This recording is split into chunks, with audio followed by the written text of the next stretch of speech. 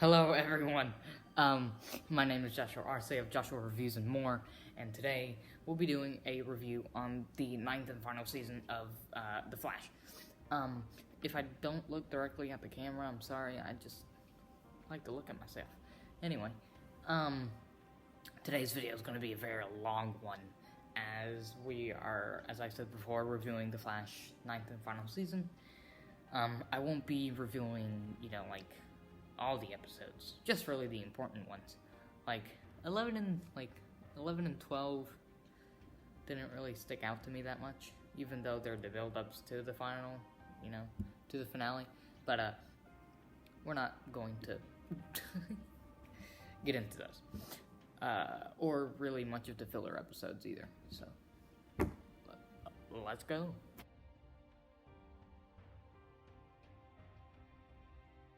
Okay, so we start out the season with the Red Death arc.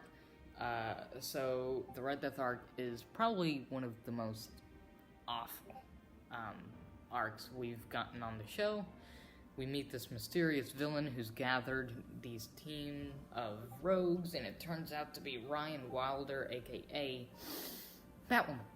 Or at least we think it's Batwoman, but in all reality, it's Red Death from the Earth 4125, if I'm not mistaken. Now, they've been teasing Red Death on the show for a long time. If you're hearing the little bloop in the background, it's my computer. It's my Discord.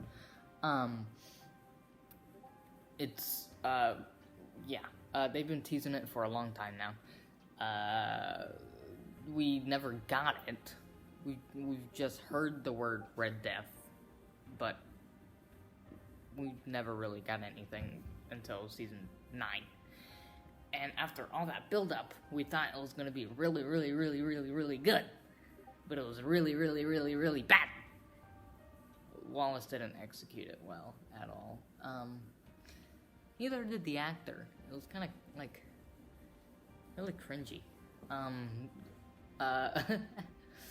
But yeah, it wasn't the execution we'd hoped. By the end of it, we see the real Batwoman, I about said Batman, the real Batwoman return and defeat this twisted, evil speedster version of herself.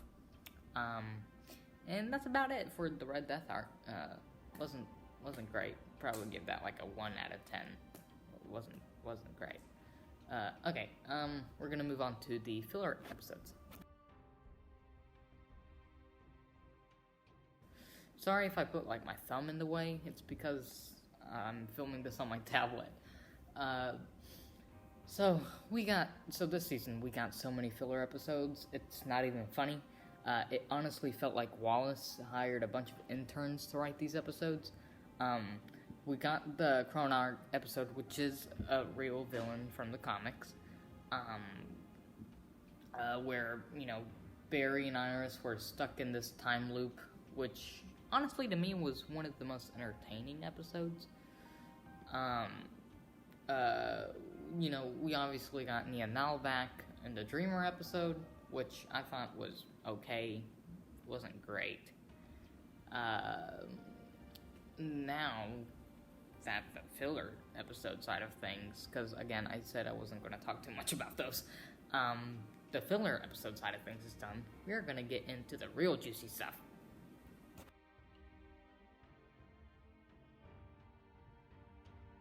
Okay, now that we end the whole filler episode thing, we return with the Oliver Queen return episode, or Stephen Amell return episode, or Green Arrow return, whatever you want to call it. This was honestly one of the best episodes of the season. It's probably up there on one of the best episodes of the show as a whole. Danielle Panabaker did an amazing job directing the episode, and thank God it was her directing. If it was Wallace or anyone else, I would have probably lost my mind. Now, we see Ramsey Russo return, aka Bloodwork, and Wally West, aka Kid Flash. I forget the actor's name so much, I'm sorry. Um, in this episode, alongside Diggle, Sing, and other characters, Wally is in town for Barry's surprise party. Then Bloodworth comes and crashes the party. Bloodworth then corrupts Wally West, and he ends up killing Barry. Barry then ends up on Lian Yu, or this ancestral plane type thing, and we then see the appearance of Stephen Amell, or Green Arrow.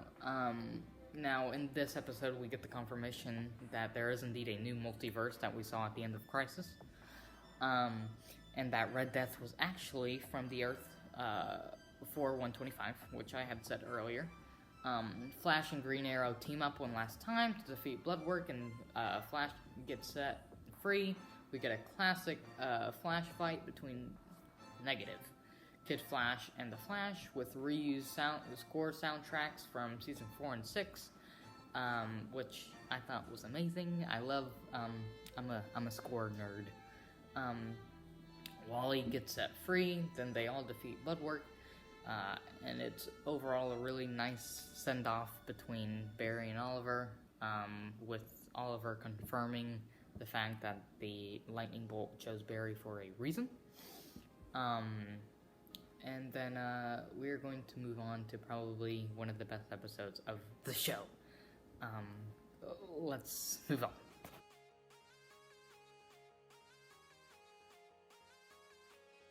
Episode 10. I forget the name of the episode. I know episode 9 was It's My Party and I'll Die If I Want To, or something along those lines, but I always forget episode 10. This episode was a full circle moment as we get to see Flash and Reverse Flash go back to that night where it all started and finally settle things. Barry mysteriously ends up on the date March 18th, 2000. The day his mother was, Barry has a final day with his parents, which was honestly really emotional and probably made me cry. I can't really remember. It was a mix of, it was a roller coaster of emotions. Then Barry, aka Grant Gustin, confronts Matt Letcher's, aka Reverse Flash, when he thinks it's Thawne who brought him here, when in reality, Thawne didn't. Thawne was already there. He was already there to execute what he had planned. His original plan was to kill Barry as a child, but that didn't really work out. Hang on, I'm just looking at my notes. Yeah, it was the negative Speed Force that had brought him back. Cut to the end of the episode where Flash and Reverse Flash fight one last time. Then Barry gets dispersed throughout time. Now I'm going to skip to the finale as I'm running out of time and I have other videos to film, and I'm doing this while there literally aren't anybody else in the house besides my brother and my mom, so I have to hurry. So we're gonna move on to the series finale. I'll catch you there.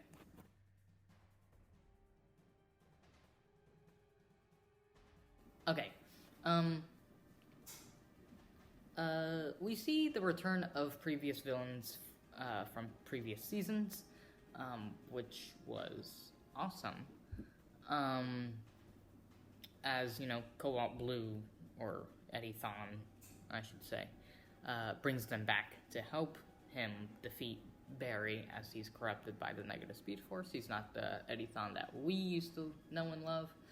By the way, Rick Cosnett is a goated actor. Now, I'm going to flat out say it. This finale was awful. It really was. The concept was nice. I actually did my own rewrite of the finale. So if any of you guys want to see that, just, I don't know, DM me or something and I'll send you it.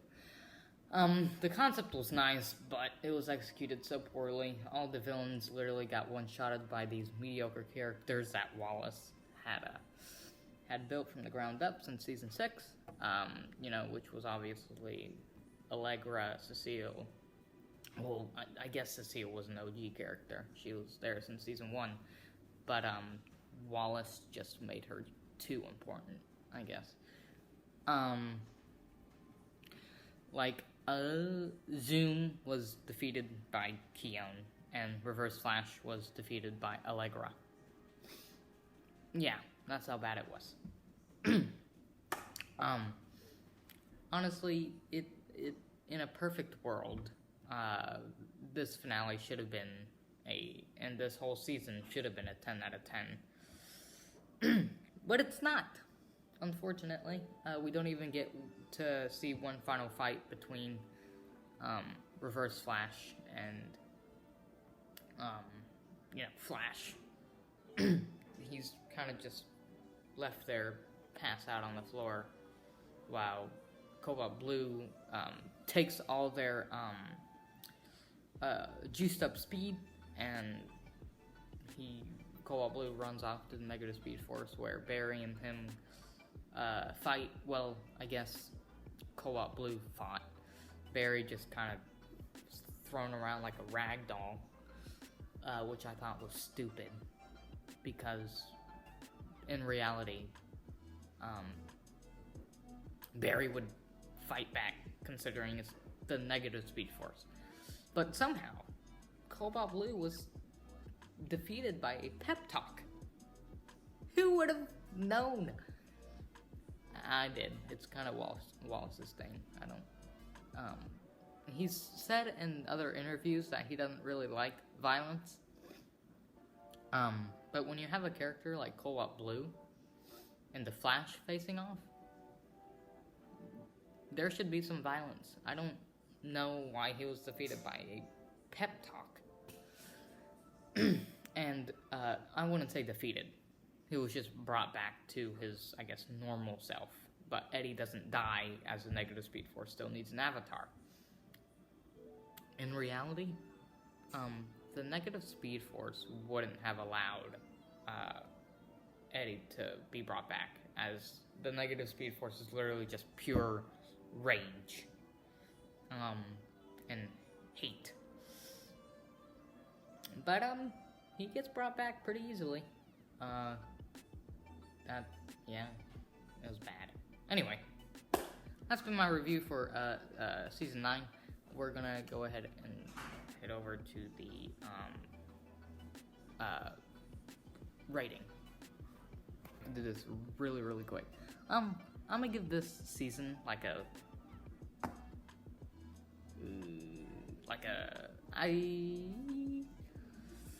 haven't really made up my mind. It's between like a 5 and 6 out of 10. It wasn't great. The Green Arrow and Reverse Flash episode were 10 out of 10s. So, alright. I'll see you guys later.